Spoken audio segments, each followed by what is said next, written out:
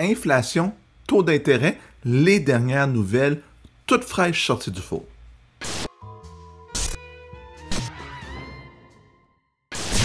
Donc, l'inflation est sortie pour le mois d'avril. Je veux qu'on regarde ça, puis ça parle maintenant de baisse de taux d'intérêt en juin.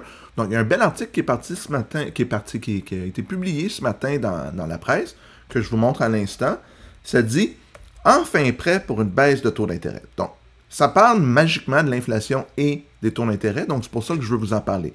Bon, l'inflation qui a ralenti à 2,7 %. Donc, à première vue, c'est une bonne nouvelle. Donc, ça fait plusieurs mois que ça baisse de 3, 2,9, 2,7 %.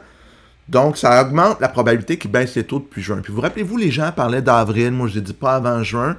Mais là, je vais aller plus loin. Je vais dire pas avant juillet. Puis, je vais vous dire pourquoi. Parce que dans l'article, ça en parle un peu. Donc, pourquoi ça va baisser? C'est que il y a une baisse attribuable au prix des aliments, services et biens durables. Ça a aidé beaucoup à ralentir l'inflation. On est dans la fourchette cible de 2 à 3 %, donc ça aussi, c'est des excellentes nouvelles. Mais il y a une ombre au tableau, puis c'est là où moi je mets un gros bémol. Le prix du logement, c'est ça qui continue de pousser l'inflation à la hausse. Donc le risque, c'est qu'il baisse les taux. Mais qu'est-ce qui arrive si on baisse les taux? Ça peut faire augmenter le coût du logement. Oui, les taux d'intérêt peuvent baisser. Puis là, encore là, il y a d'autres choses que je pourrais dire là-dessus, mais si les taux d'intérêt baissent, puis ça fait monter les prix du logement, ça peut avoir un effet nul. La bonne nouvelle, c'est que le taux directeur, ça touche les taux variables. Les taux fixes, eux, ont déjà baissé. Si le taux directeur ou le taux de la Banque du Canada baisse, les taux fixes ne devraient pas baisser, mais les taux variables vont baisser. Mais présentement, le taux variable est encore beaucoup plus cher que le taux fixe. Donc, est-ce que ça va augmenter la demande de baisser le taux directeur? Je ne suis pas 100% sûr, mais je pense que la banque, puis ils disent un petit peu là, dans l'article, ils disent, vous le voyez ici, là, on voit le logement est encore la composante autour de 6% qui est le plus élevé.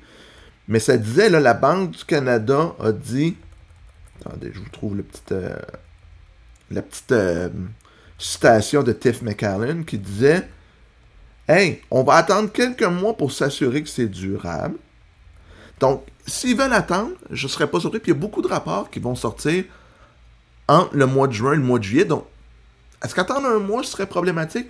Je pense pas. Mais c'est sûr que les hausses sont finies, ça c'est clair. Probablement qu'il va y avoir des baisses, mais on va devoir surveiller ça dans les prochaines semaines. Bon, est-ce que je pense que la baisse du taux d'intérêt va vraiment faire monter les prix? Je suis un peu ambivalent.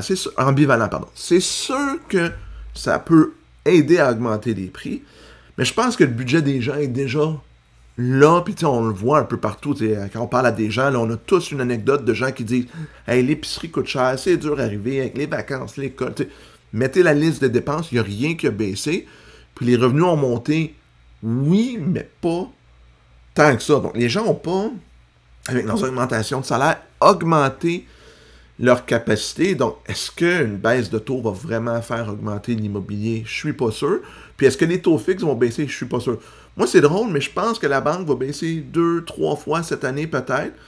Puis, je suis pas sûr qu'on va redescendre beaucoup en bas de 3,5 % parce que ils vont avoir peur de recréer une surchauffe. Puis, peut-être que dans 2-3 ans, là, mais à court terme, là, ça va être une descente très lente, une pente très, très douce. Ils n'iront pas là, à coup d'un demi, 3/4 de point, à moins, évidemment, de facteurs exponentiels. Donc, moi, je vous dirais tabler pour une baisse en juillet, je suis à peu près certain.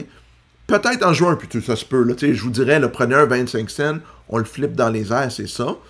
Mais après ça, il va peut-être en avoir une autre, 2 autres cette année.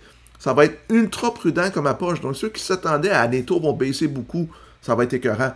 Je pense pas que ça va arriver. Ceux qui ont dit que le marché immobilier va s'effondrer, on ne l'a pas vu s'effondrer si vous regardez mes vidéos sur les statistiques. Les prix sont à un record présentement, donc ça va-tu monter? Peut-être un peu, peut-être pas en folie, mais je pense pas que les prix de l'immobilier vont baisser.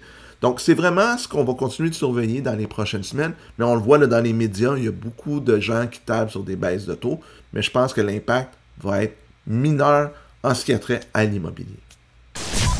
Est-ce que j'ai raison dans mon analyse? Qu'est-ce que vous en pensez? Mettez-le en commentaire si vous pensez qu'il va y avoir plus de baisse de taux, si ça va la faire baisser, monter les prix. Peu importe ce que vous en pensez, j'ai hâte de vous lire.